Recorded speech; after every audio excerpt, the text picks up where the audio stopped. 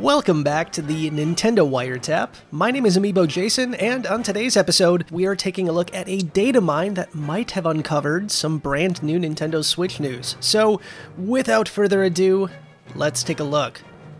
Late last night, Nintendo updated the Nintendo Switch to software version 10.0.0.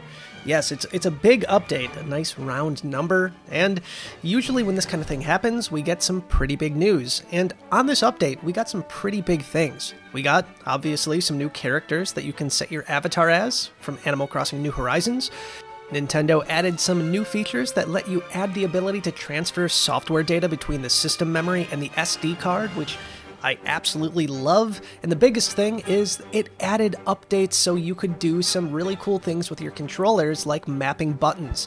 It's a big step forward for accessibility, and people that just want to change the button layout on a lot of their games now have the ability to do so. Now, I know this video is not about this update, but if you want more information about the update, we have the full update data in the description below. Make sure to go and check that out. So now on to the big news. So in this update, hidden within the files, something more exciting was found. Now, a data miner named Mike Heskin, which I have linked in the description below if you want to check him out, has found a new profile within the software update called NXABCD, which is a brand new hardware model that we haven't seen before in any update data as of right now.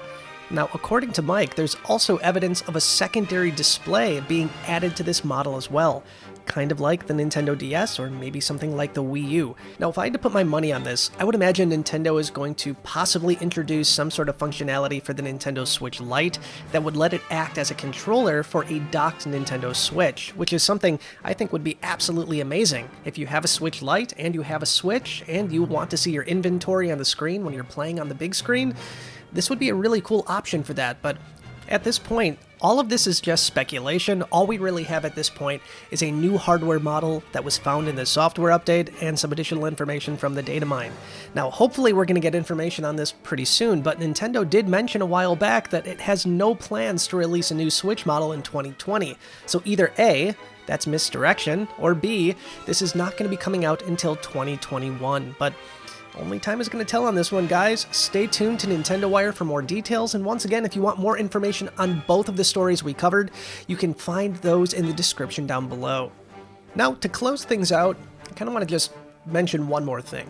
Now, obviously, everybody is being impacted by this entire quarantine and this pandemic in very, very different ways. It's been super tough for a lot of people, and I hope everybody in your family and yourself are staying safe and healthy.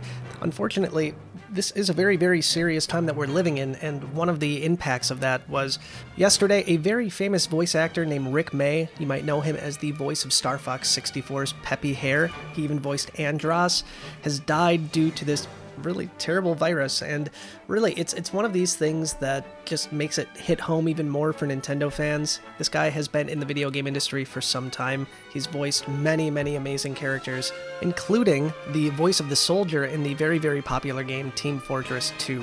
I really hate to end the episode on such a negative note, but honestly, I thought it was important to call out. This guy has been a part of my childhood, and I'm sure a lot of yours as well. So to Rick May's family, obviously major condolences, and really I hope everybody out there stays safe and healthy, follow the guidelines, and we're going to get through this.